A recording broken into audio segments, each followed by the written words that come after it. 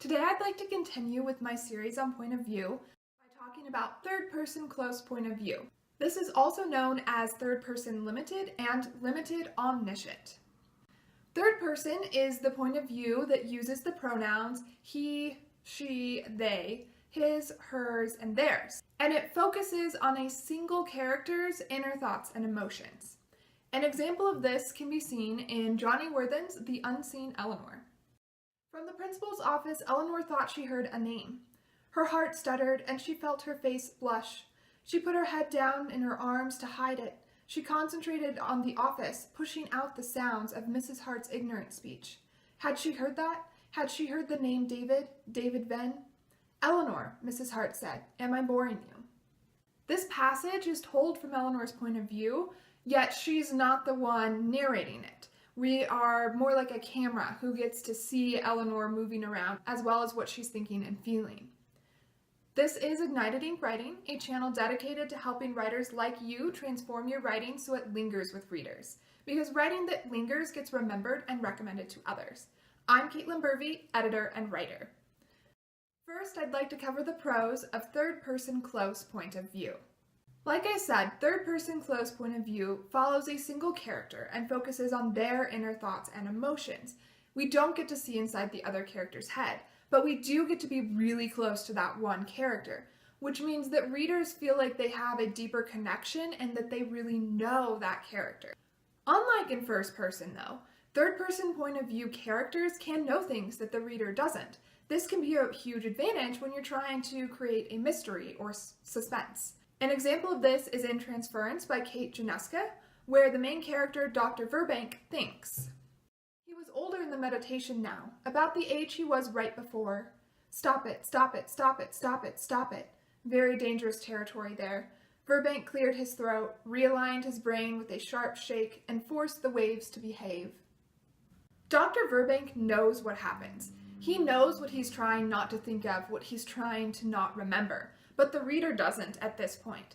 And so the reader becomes curious. What happened in his past? Along with curiosity, this creates mystery, suspense, and tension in the story. And third-person point of view is one of the best ways to withhold information from your character in this way. Third-person close is also an excellent point of view choice when you have a main character who might be annoying, boring, or in some other way overstimulating if they narrated their entire story themselves. When you have characters like this, third person allows you to balance their strong or lack of voice with your authorial voice.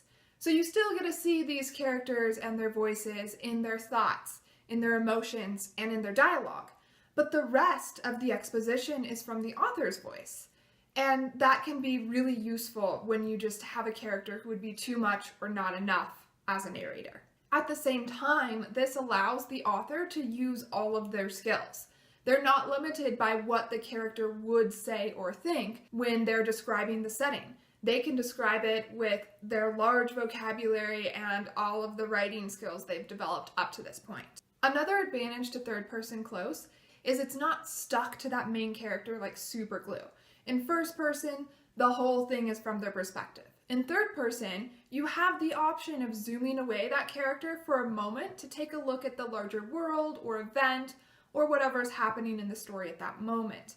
Third person point of view is kind of on a continuum with omniscient.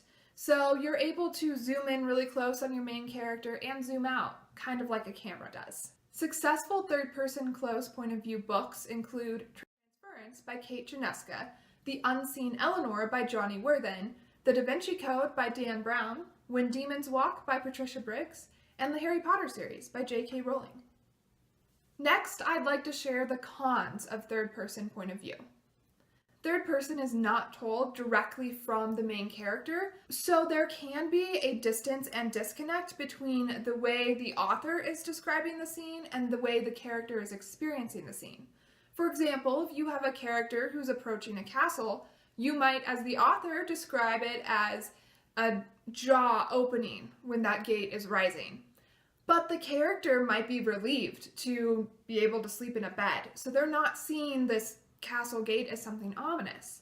When the author describes the scene one way and the character experiences it another way, the reader feels that distance between the character and themselves grow, and they can sense that disconnect, and it can take them out of the story. The reader is also limited to that character's knowledge and experience because they're not getting to see into the heads of the other characters. An author can try to fix this by zooming out, like I mentioned before, or by head hopping, but both of these can be problematic. When you head hop and you jump into another character's inner thoughts and emotions, it can be jarring and irritating to a reader because they're not prepared for that new perspective.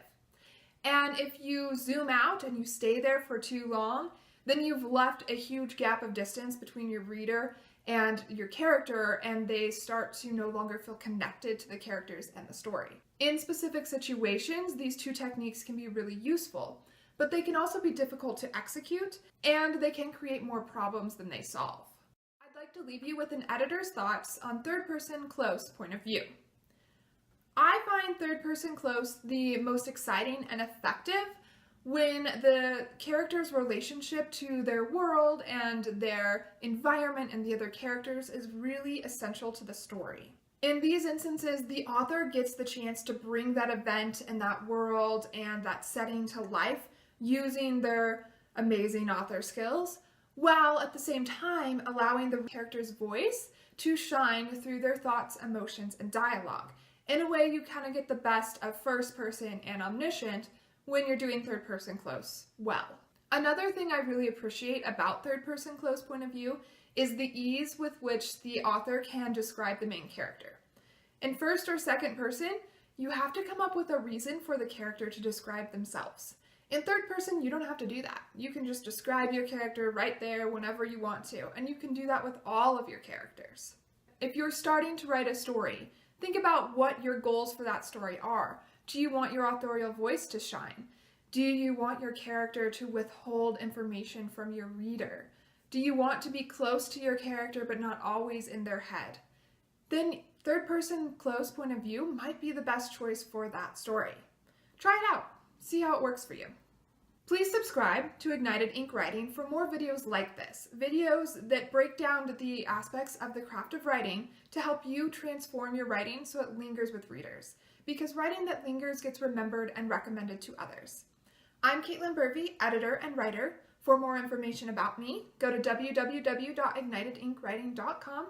There you'll find a chart comparing the different points of view, their pros, cons, and definitions. All right, now it's your turn. Go explore third person close to see how it can help you ignite your ink.